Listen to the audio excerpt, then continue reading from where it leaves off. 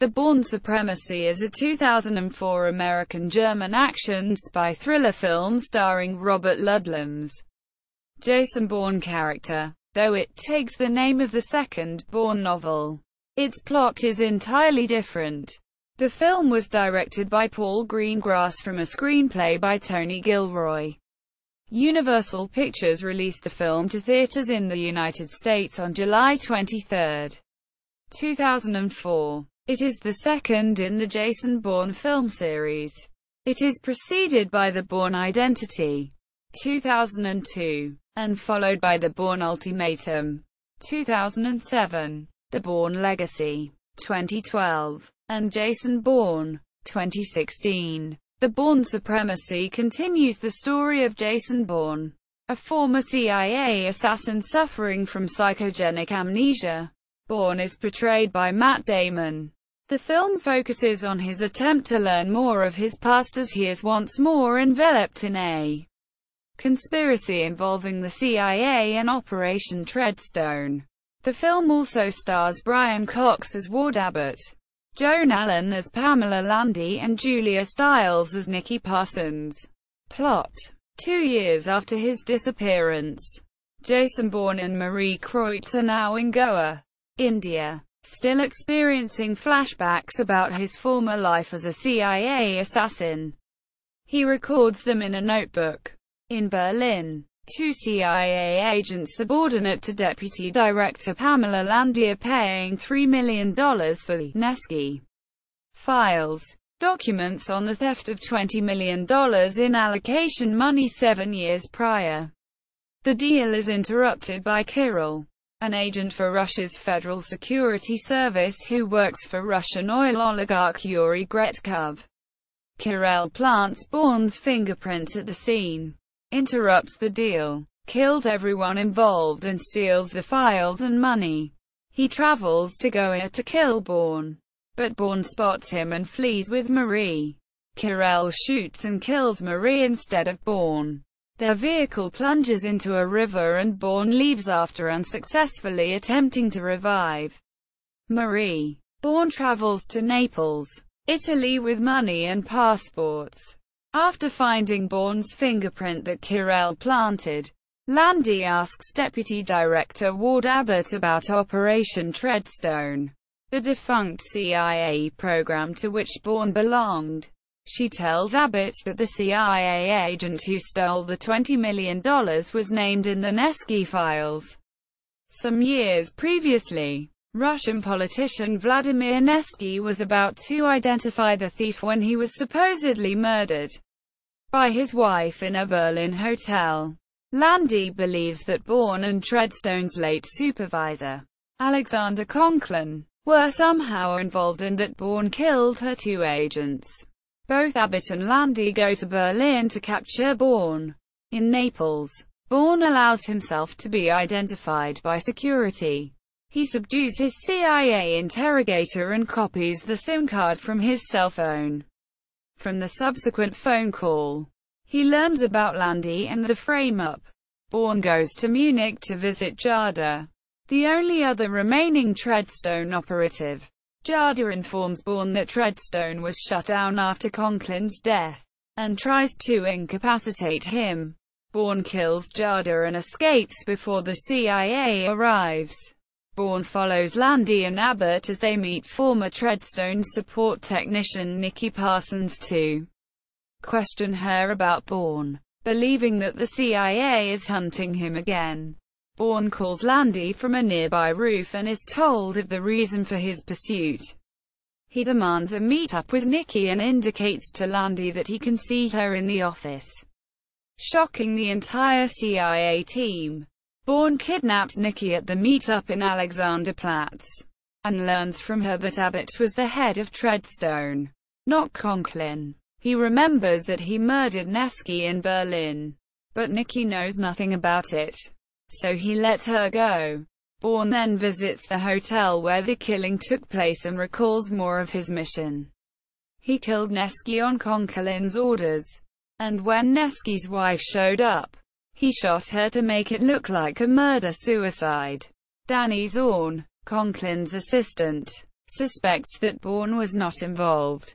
He explains his theory to Abbott, who kills him. Bourne breaks into Abbott's hotel room and records a conversation between him and Gretkov that incriminates them in the theft of the $20 million.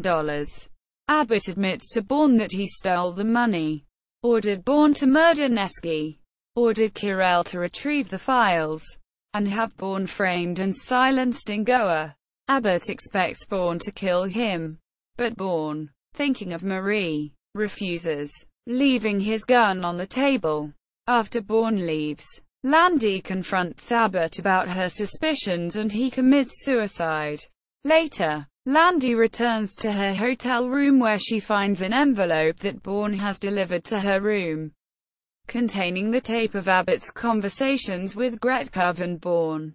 Listening to the tape, she realizes that Bourne is now vindicated. Bourne goes to Moscow to find Irina Nesky, the daughter of Vladimir Nesky.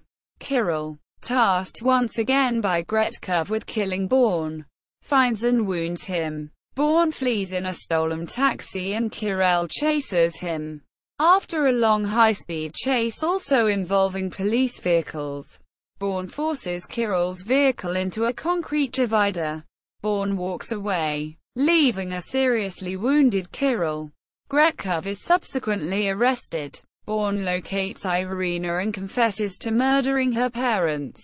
After apologizing, he leaves. Later in New York, Bourne calls Landy. She thanks him for the tape, reveals to him his original name and date of birth, and asks him to meet her. Bourne then says, "Get some rest, Pam. You look tired," indicating that he is in New York and watching her. Cast. Production. There were no plans to make a sequel to the Bourne Identity.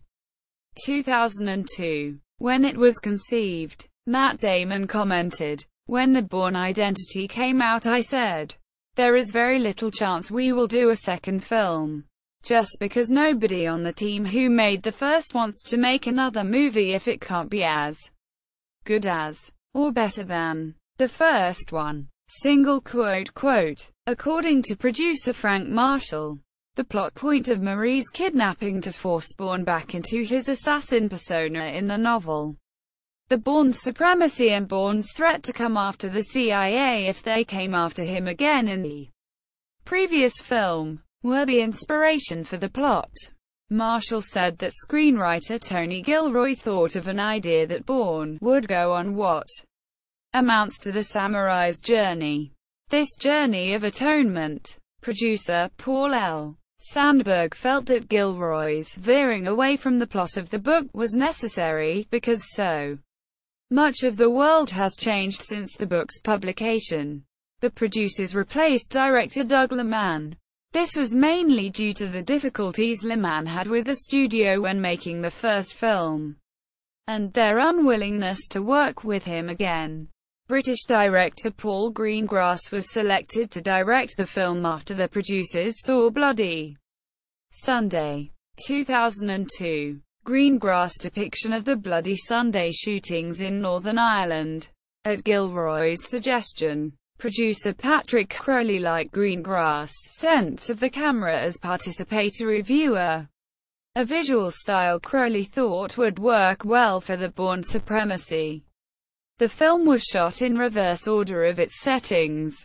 Some portions of the car chase and the film's ending were shot in Moscow. Then most of the rest of the film was shot in and around Berlin, and the opening scenes in Goa were filmed last, according to a June 2008 article from The Guardian.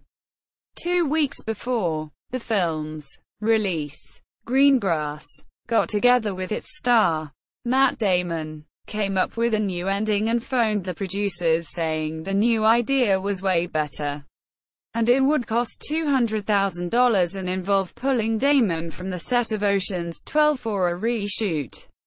Reluctantly the producers agreed. The movie tested 10 points higher with a new ending. Reception. Box office. The Bourne Supremacy brought in over $52,521,865 on its opening weekend. putting it at No. 1 for the weekend box office. July 23 to 25, 2004. The film went to gross over $176,241,941, 61.1%, in North America, with the international release being $112,258,276, 38.9%, resulting in a complete total of $288,500,217 worldwide. Critical response. The film received positive reviews from critics. Review aggregation website Rotten Tomatoes gives the film a score of 81% based on reviews from 189 critics, with an average score of 7.2. The site's consensus reads, "A well-made sequel that delivers the thrills." At Metacritic, which assigns a normalized rating out of 100 based on individual reviews, the film achieved an average of 73 based on 39 reviews, indicating generally favorable reviews. Accolades. At the 2005 Taurus World Stunt Awards, veteran Russian stunt coordinator Viktor Ivanov and Scottish stunt driver Gilly Mackenzie won the Best Vehicle award for their driving in the Moscow car chase scene. Dan Bradley, the film's second unit director, won the overall award for stunt coordinator. The film ranks 454th on Empire magazine's 2008 list of the 500 greatest movies of all time. Soundtrack. See also: List of films featuring surveillance. The Bourne Supremacy on IMDb. The Bourne Supremacy at Rotten Tomatoes. The Bourne Supremacy at Box Office Mojo.